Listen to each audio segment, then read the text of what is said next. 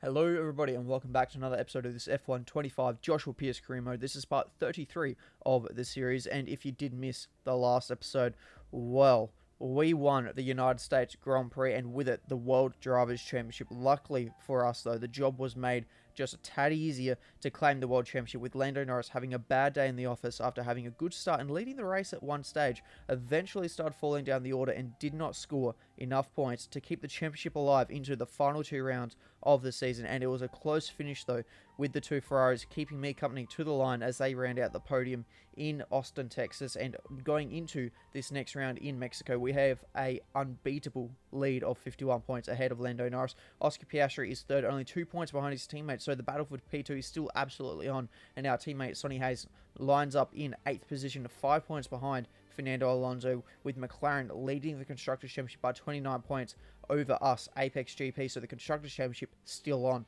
Ferrari are third, 63 points further behind, and they are probably a little bit of our touching distance now as well for the Constructors' Championship. But we've got some driver market rumours now, as Haas have not had the greatest season with reliability issues since the Toyota takeover at the start of this season. And has this caused issues on the driver relationships? Because we're being told by Elena that maybe that is the case, as it seems like Esteban Ocon is on the market and is looking for a way out of the American team.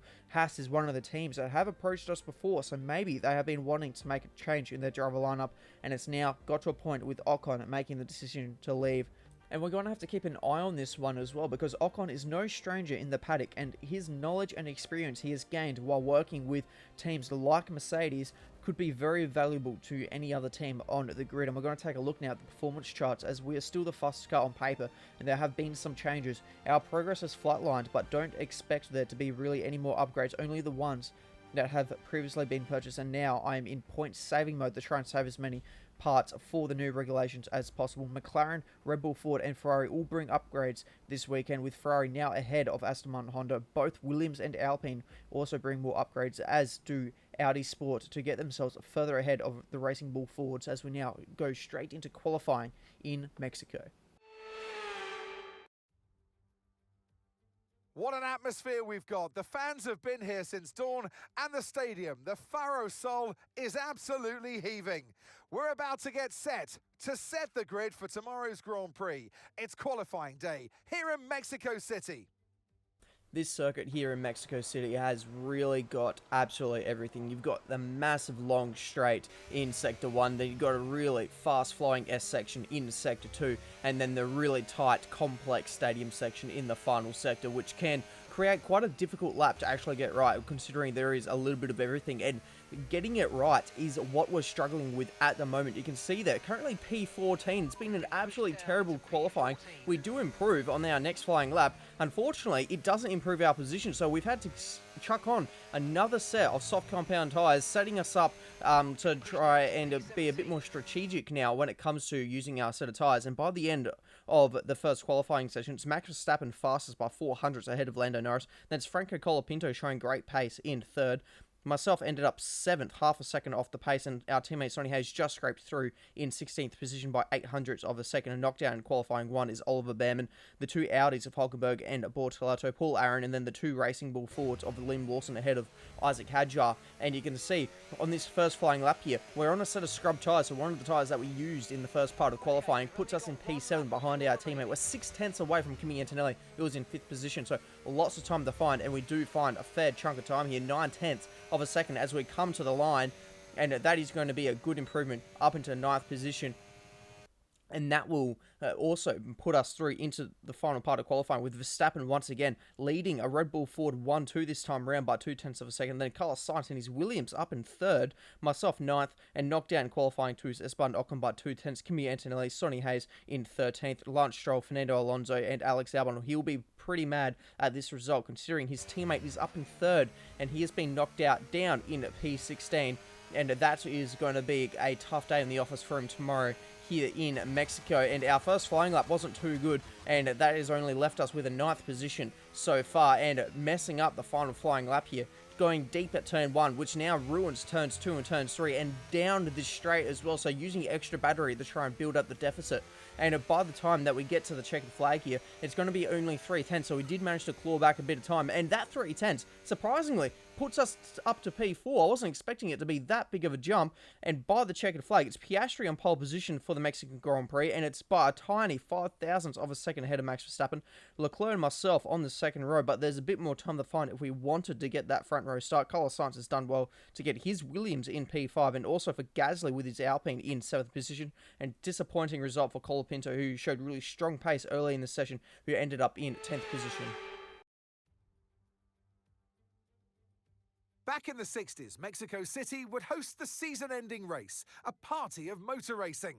Well, we might not host the finale now, but Mexico hosts a party nonetheless. So welcome to the Autodromo Hermanos Rodriguez for the Mexico City Grand Prix. We're a long way above sea level here in Mexico today, which could pose some cooling issues for the cars as they make their way around this 2.6-mile lap. 17 corners with top speeds in excess of 220 miles per hour, and watch out for potential overtaking into turns 1 and 4. Let's run you through the driver grid order for today's exciting race.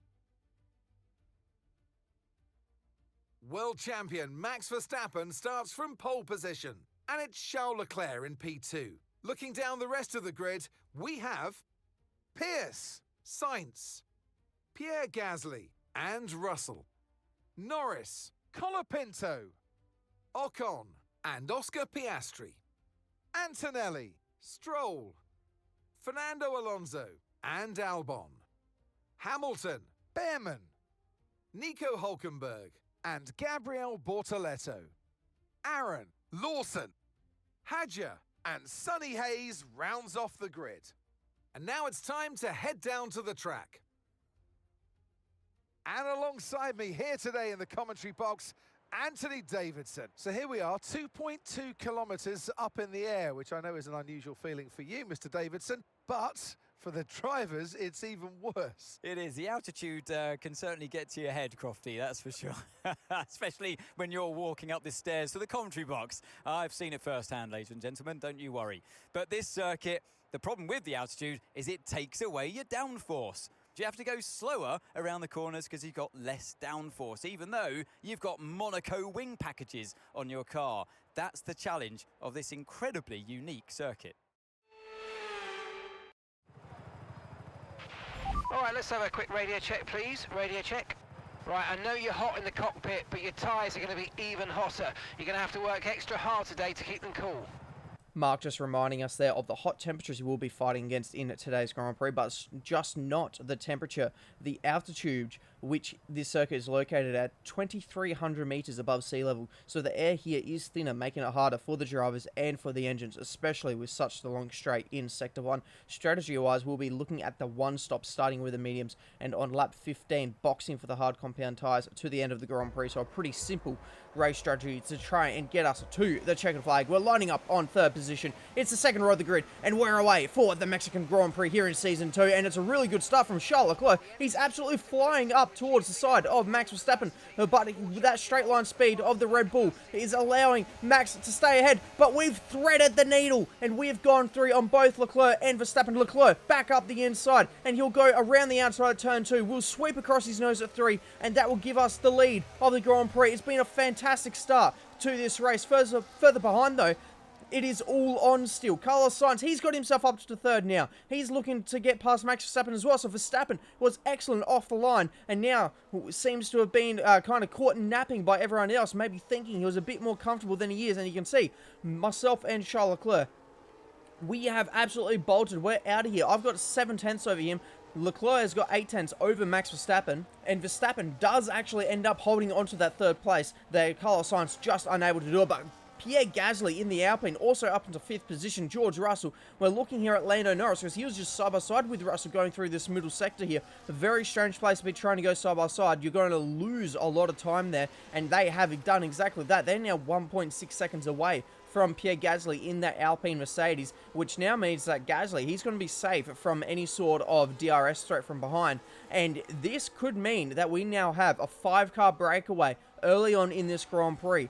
for a possible battle of the lead, because George Russell, unless he has a really good second lap here and can try and get himself within the DRS, he's got half a second to find up against Pierre Gasly, but he's not going to be able to find that time if Lando Norris is going to be sending it down the inside of turn 1. Is he going to be able to get the move? Don't know, because George sends it back up the inside, and is he going to be able to get the position? No, he can't, and Lando, he's squeezing him all the way to the grass. George stays in it. You can see a little bit of grass there get on the tyre, and that is going to mean Russell, he's fought his way to the inside line here. And have a look at the train that they have formed right up behind him. It's a train all the way down to 19th position. So P6 to 19 is all in the one train, and that has now just joined. You can see there with the timing on the ladder there, that is now P6 all the way down to 22nd is in this train. So it is all gloves off, and you can just see there nearly the entire field in the one shot going down this straight. We still lead the way ahead of Charles Leclerc and Max Verstappen, and behind us though there is a position squabbling all over the place, as now Piastri, he is looking to try and get himself around the outside of Franco Colapinto. So Colapinto, he had a pretty average qualifying in the end, showed fantastic pace in qualifying 1, in qualifying 2, also made it a Red Bull 1-2 by finishing second to Verstappen when the checkered flag fell, and unfortunately wasn't able to put it all together in Q3, maybe, just maybe in that Q2 session, had to use up an extra set of soft compound tyres, and only allowed him to do that one run where he maybe didn't quite get it quite right in Q3. For ourselves though, you can see we're still out in the lead, even though Charles Leclerc and Verstappen behind us have been battling it out with the DRS. And as you can see, we also are just able to hold on as Verstappen looks to our outside. We're wise to it though, and give him a little bit of a squeeze. He pulls out of the move. And yeah, I was just about to say that at the moment we're deploying the battery absolutely perfectly. I'm not really using any because I'm able to harvest enough through the rest of the lap here, you know, to give myself enough to nearly deploy for the entire length of the straight, as there's contact between Norris and Colapinto. Sorry, Norris and George Russell. And that is going to not cause any damage to his front wing. I didn't see anything fly off, just a few sparks flying as there was a bit of contact. We do get our first objective of the Grand Prix now. It's lap 6, and you can see there holding on from Max Verstappen down the straights, and we now need to stay ahead of Max, because maybe Mark is seeing something in the data that our race pace isn't actually feeling that great at the moment. We're just able to deploy this battery where necessary to be able to hold on to the lead at the moment, hence why, you know, it's still a top 5 breakaway at the moment, with Carlos Sainz now in the battle with Pierre Gasly, just losing out on the DRS to Charles Leclerc now. So what was a top 5 battle is now turned into a top 3 battle for the race win here early on in this Grand Prix. And these two battling it out has also allowed that. You can see Carlos Sainz with Pierre Gasly bringing in Lando Norris is into this battle, along with George Russell and Franco Colapinto, and right behind Colapinto is the other McLaren of Oscar Piastri, and it looks like from the distance there, Piastri's actually got a little bit of damage there, and so I wonder if that's the reason why he hasn't been able to carve his way just through the field as quickly as he may have liked there, still sitting in 9th position just ahead of the Haas of Esteban Ocon. Back on board with ourselves here. We're facing high tyre wear, so Mark is now giving us the option to pit a lap earlier, which I'm actually going to accept because I'm 100% starting to feel it. I mean, I'm really, really struggling, especially through that fast S section. You saw they're picking up a load of understeer, missing all of my apexes, and yeah, I just want to get to that hard tyre stint as soon as possible, and if that means extending that stint by an extra lap on the hards, so be it. I can deal with that when the time comes, but I think it's just going to be a case of having to box early to try and make sure we don't lose any track position, because I feel like if we were to stay on the same strategy, we could become vulnerable to Verstappen if he does end up hitting on the same lap as us, lap 15. We'll have to find out to see what their strategy is, because I don't think the AI actually react to your strategy changes, as that was a big slide there from Lando Norris. So he's definitely trying to get the maximum out of his McLaren to try and get by Carlos Sainz here. And while we've been discussing about the strategy, unfortunately, Pierre Gasly, he's dropped down to 6th position now, and he's under attack from George Russell as we now ride on board with the Brit driver, and he is all over the back of that Alpine Mercedes. Both these cars now run the Mercedes power unit at the start of the season. Alpine switched from the Renault power unit to the Mercedes, with Renault getting shut down, and that is now going to be a case of George Russell going around the outside into the stadium section, because Gasly shoves his nose right up into it, and they're going to continue going side by side And who's going to get the DRS here? I reckon they actually may have gone over the detection line side by side just perfectly. Is either one of them actually going to be able to open out the DRS? No, none of them have got the DRS, which now means they're both going to be super vulnerable to the rest of the pack. And look at this. This is pack racing down the straight here in Mexico City, and it's going to be Colapinto going to try and get the lot of them. And we can now see there, George Russell was trying to make a move for 6th position. Somehow, Gasly's actually going to be able to hold on to that position. Colapinto will get himself now up into 7th, but George Russell tried to go for 6th. Now finds himself outside the points because in the back shot there, Fernando Alonso, he's now trying to get a piece of this. Esteban Ocon's trying to get a piece of this. There is such a large number of cars. Look at them all coming through. And that is absolutely brilliant racing. And these guys are pushing it to the absolute limits, using the DRS, using their ERS to try and maximize their straight line potential, and then trying to do exactly what I'm doing and to harvest for the rest of the lap. They're using everything they've got down the straights because that's going to be the best place to get by, unless you're George Russell, who we saw that brilliant overtaking squabble there in the second and final sector just a few laps ago. You can see there, though, we've still got 3/10 over Max Verstappen. Charles Leclerc still sitting in 3rd position. That's kind of quieted down a little bit for the top 3. We're all kind of doing the same thing, using the DRS, using the ERS, and just, staying put at the moment, conserving tyres where we can, because I think we're all starting to really feel the struggles of the tyres. Alonso trying to get himself inside the points, and if he does so, we'll bump Russell outside the points. Russell's had a dreadful last couple of laps, and you can see how little grip he had as he was getting a little bit of a fishtail effect going there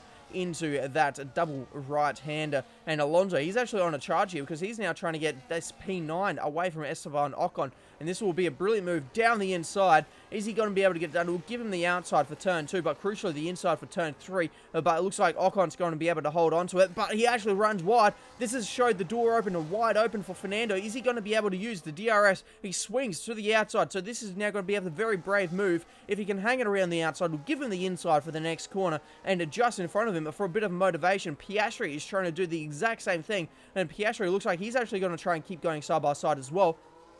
And that means that they could also become vulnerable to the rest of the pack behind. But Gasly, once again, holding on to that position. He's now in P7. I've missed the part where actually Colapinto is going to himself now up into P6 and driven away. He's now got over 4 seconds to Piastri, who now finally gets himself ahead of the Frenchman Pierre Gasly. And that was a position well fought. And for us, we're now going to come into the pit lane a lap early, lap 14.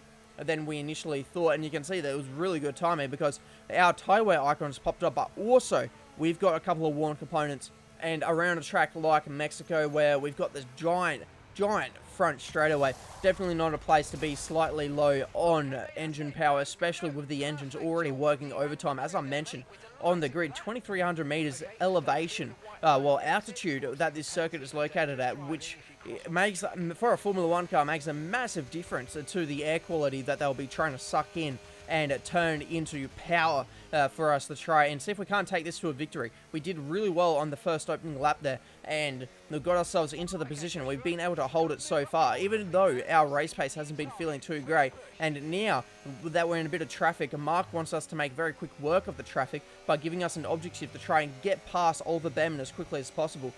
And you can just see how much extra grip that we do have with how quickly we've been able to reel him in. And look at the exit speed that we've got, using a bit of DRS, using a little bit of ERS, and we made that look super easy. And that is us now up in 16th position, but that is all going to be changing soon, because here is Max Verstappen in the pit lane, along with one of the McLarens of Lando Norris as well. And so it looks like he would have been coming in on the same lap as me, going on to lap 15. Now it's lap 16. And so where is Verstappen going to pop out here? Because we've had the benefit of maybe trying to get an undercut here, doing that lap early. And there he is. We fly past him down the straight, and the gap has stayed exactly the same. I don't think there is actually any benefit, because we've pulled into the lane about 3 tenths ahead, and we've come out 4 tenths ahead. So I really don't think there was any advantage gained at all by trying to go for that undercut, boxing the lap early to get the the yucky tyres off the car, those medium compound tyres, definitely feeling a little bit worse for wear. And look at this traffic jam ahead of us. As Yuki Tsunoda would say, it's traffic paradise. We managed to go around the outside of the Antonelli, and now we look to the inside to try and follow Paul Aaron through on Lance Stroll. We managed to get that position done, but I don't want to get stuck behind this Aston Martin through here, so we go down the inside, and we've very, very well managed to get through that traffic. Max Verstappen, on the other hand, has not been able to do it, and you can see there on the timing, he now finds himself a few seconds behind us because he's got, how many is that? 1, 2, 3, 4. 4 cars between us, and that is going to be a massive, massive time deficit that he's going to have to try and build back up again. And speaking of time deficits, that was a massive hold that Charles Leclerc had to face, as I think that was Colapinto coming into the box there. And so the Red Bull there, the Red Bull Ford of Franco Colapinto holding up the Ferrari of Charles Leclerc. And Leclerc, remember, was in the top 3 battle with myself. Even though we're all staying put, we were all within 1 second, and he loses the spot now to Lando Norris as the pit cycles continue. So Hamilton has stayed out longer than anyone else, so he took the lead of the Grand Prix, staying out an extra 2 laps of this Grand Prix, finds himself in the lead, finally pulls it into the lane, and has a much better stop than Charles Leclerc did because he's got no one else to possibly halt his exit. As you can see there now, Verstappen, he's caught up to us, and he's now trying to put on an attack. This is an attack that we didn't see from the first stint, so maybe Max now realizing that it's go time. He maybe could see our weakness of the race pace, the lack of race pace that we're actually showing, and trying to go for these moves now. As behind us, Leclerc is trying to make up the ground that he lost through that pit cycle, going around the outside of Lando Norris, and he's going to get the position done. So Leclerc recovers his way back up to the 3rd position. Lando Norris sits in 4th position as we do a bit of an order check here. So it's Sainz in 5th, then it's Franco Colapinto. George Russell finds himself after the pit cycle from outside the points now into 7th position. Pierre Gasly, Esteban Ocon, and Oscar Piastri rounds out the points ahead of Fernando Alonso. Our teammate Sonny Hayes from last is now up into 12th. Lewis Hamilton, Nico Hulkenberg, Kimi Antonelli, Paul Aaron, and this squabble here going up here, it's Oliver Behrman ahead of Lance Stroll, but now it's Alex Albon and Gabriel Bortoleto that we have to work out who's going to be ahead of who, and it is going to be Bortoleto ahead of Albon. And then rounding out the field is going to be the 2 Racing Bull Fords of Isaac Hadjar ahead of Liam Lawson. As once again, we're under attack from Max Verstappen. He looks to the outside. We're using just enough battery to mean that the DRS doesn't have that too big of an effect. And we're also positioning the car just well enough to be able to discourage him from any sort of move. And we're also just, if he does try and hang it around the outside, we've got the ability to try and squeeze him out, because we can try and make his line way too tight for him to even make turn 2. So if we're able to do that, it's a little bit naughty, but in the end, it's really, we're putting Max Verstappen in where he puts everyone else. It's back out or get crashed into. So kind of playing the Max Verstappen mind games against Max Verstappen. A bit of a reverse card there for Max. As now we see Esteban Ocon and Gasly battle it out. It's going to be Gasly ahead of Ocon. And once again, back on board with ourselves. It's Max Verstappen trying to go for that move around the outside. I think he's just, at the moment, trying to figure out where the weakness is. I think he knows that turn 1 has to be the place he gets the move done. But how he's going to do it, he's not too sure yet. And he's going to continue kind of testing out the waters to see what's going to be the way to go. But his teammate, Franco Colapinto, excellent move on Carlos Sainz. That will now get him up into 5th position, as behind him it's now Ocon and Gasly once again continue the battle it out. And now Ocon gets himself ahead of Gasly. Gasly pinched on the apex there. Could he now find himself vulnerable to Oscar Piastri in the McLaren, the wounded McLaren that is missing one of the end plates, and that is going to be Piastri around the outside of Pierre Gasly. Will give him the inside now, and he climbs all over the curb. A bit of sparks fly as there's a little bit of contact, but no visible damage between the two. And who's going to be able to get ahead? It looks like Gasly's actually got a really good exit, and Gasly is going to be able to hold on to this. So Gasly's been fighting with absolutely everything that he's got to be able to hold on to a points-paying position. And no! It's an engine failure for ourselves. Everything had been looking so good, but it's 2 years in a row here in Mexico. We're going to retire with an engine failure. Last year, we were on for a 1-2. We were defending against this man, Max Verstappen. We were defending to allow our teammate to try and go on for a win, but we had an engine failure, and that meant that Max was able to get by not only us and our teammate Sonny Hayes. And this time around, while leading, we have an engine failure, and my God, luckily we've already wound up with the championship, because if things had been different, this could have been a huge blow to a championship chase. The checkered flag is out. We're going to be hearing that Dutch national anthem again because it's victory for Max Verstappen. A great display of dominance today, Crofty, by this driver. They led from lights out to the flag at the end, led every lap of the race. Brilliant stuff by them, and excited to see what more they can do in future races. It's time to bring out the bubbly and spray it around. It's our podium celebrations. But there can only be one on the top step. Your number one, Max Verstappen.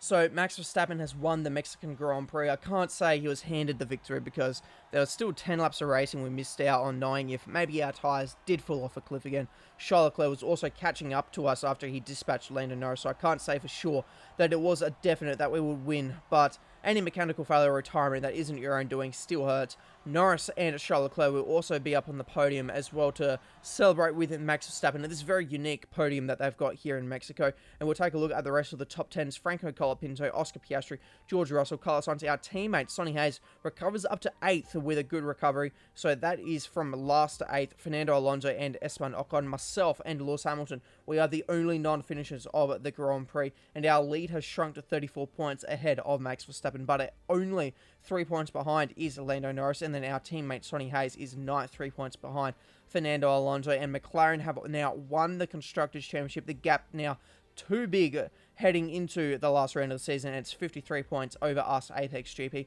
Red Bull Ford sit third, a further 37 points back, and we are now leading our driver rating rivalry, which is against Lewis Hamilton. We need to get to driver rating 91, so based off this, I'm guessing that after the non-finish, our ratings have taken quite a hit, which they have. Our experience drops to level 88, racecraft drops to level 90, awareness gains some points, surprisingly, pace and focus to lose some points from our overall rating now dropping to level 90, and for our driver recognition, it remains at 60% against our teammate. It seems as if you have a new rival. This is the perfect opportunity to show the world why you belong in this sport, and to show me why you belong amongst my very exclusive clientele. That's a joke. I love working with you. So Elena, they're just confirming that after the issues in Mexico, our rivalry against Hamilton is back on.